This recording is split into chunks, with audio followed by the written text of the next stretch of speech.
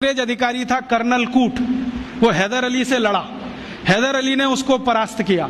परास्त करने के बाद उसकी नाक काट दिया, क्योंकि हमारे राजा ज्यादा से ज्यादा यही करते थे, गला नहीं काटते थे, नाक काट दिया, कान काट दिया। क्यों? क्योंकि नाक कटना ही बहुत बड़ी बदनामी होती थी। तो नाक काट दिया उसका। कटी हुई नाक लेके वो भागा कर्नल कूट। वो खुद अपनी डायरी में लिख रहा है कि जब मैं युद्ध में हार गया, हैदर अली ने मुझे नाक काट दी, हाथ में लेकर मैं भागा और हैदर अली की सीमा खत्म हुई मैसूर राज्य की, तो बेलगाम नाम का एक गांव आया, वहां पर एक वैद्य ने मेरी सर्जरी की। 21 दिन मुझे अपने घर में रखा, सर्जरी करके लेपन लगाया, मेरी नाक जोड़ दिया। और आज मैं पार्लियामेंट के सामने कह रहा हूं कि भारत के वैद्यों को इतना ज्ञान है, वो ये सब कर सकते हैं। इसलिए हमें भारत में अपने लोगों को भेजकर ये विद्या सीखनी चाहिए। ये उसका भाषण है हाउस ऑफ कॉमन्स। तो कर्नल कूट के इस भाषण को सुनने के बाद अंग्रेजी सरकार ने तय किया, चलो कुछ लोगों को भेजो। तो अंग्रेज आए, उन्होंने यहां सर्जरी सीखना शुरू किया। और जो अंग्रेजों ने सर्जरी सीखा है, वो लिख रहे हैं कि जो जातियां भारत में सर्जरी में मास्टर थी, वो सब नाई थे। नाई समझते हैं? बाल काटने वाले, ये सब सर्जन थे 200 साल पहले। हाँ, सब सर्जन थे 200 साल। अब जरा सोचो कि नाई अगर सर्जन रहे हों तो वो पिछड़ी जाति कैसे हुई? अंग्रेजों ने उनको 1881 के सर्वे में पिछड़ी जाति घोषित किया।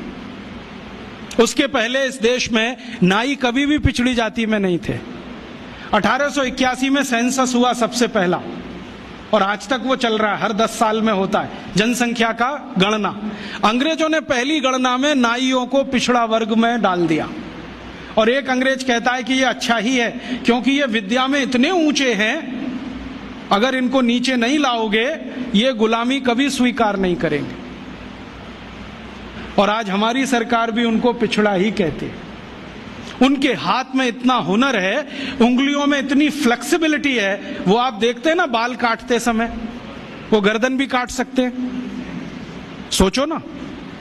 और इतनी सफाई से उस तरह चलाते हैं, उस तरह से वो किसी ट्यूमर को भी काट के निकाल सकते हैं। ये सब बहुत बड़े सर्जन रहे। और आज से 200 साल पहले के दस्तावेज बताते हैं कि कांगड़ा और उसके आसपास, कुर्ग और उसके आसपास, मैसूर और उसके आसपास जितने सर्जरी सिखाने वाले केंद्र थे, उन सबके आचार्य नाई ही थे जातियों। ये सब सर्जन थे। और इन्होंने जो सर्जरी सिखाई है वो हिंदुस्तान के गांव गांव फैलाई। फिर अंग्रेजों ने क्या किया, ये जो सर्जरी सिखाने वाले केंद्र थे, इन सबको गैर कानूनी घोषित कर दिया। एक कानून बनाया जिसका दुर्भाग्य से नाम है इंडियन एजुकेशन एक्ट। उसमें इंडियन कुछ भी नहीं है, नाम उसका इंडियन एजुकेशन एक्ट। उस कानून में उन्होंने ये तय किया कि भारतीय विद्याओं को सिखाने वाले जितने भी केंद्र हैं वो सब गैर कानूनी हैं।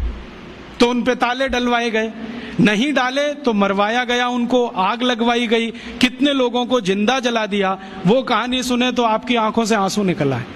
ये अत्याचार 100 साल हुआ, उसमें ये विद्या खत्म हो गई।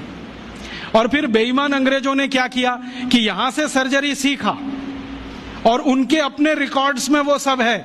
हिंदुस्तान को ये बताया कि देखो हम तुम्हें वापस सिखा रहे हैं। और यहां से सर्जरी सीखकर जो डॉक्टर बने लंदन में, उन्होंने fellow of the royal society की स्थापना की, जिसमें डिग्री लेने के लिए आज हमारे डॉक्टर जा रहे हैं। और उस प्रमाण पत्र को लाके दरवाजे पे बड़ा टांगते हैं। मैं देखो FRS, उसमें शहद लगा के चाटो तो विटामिन C भी ना मिले।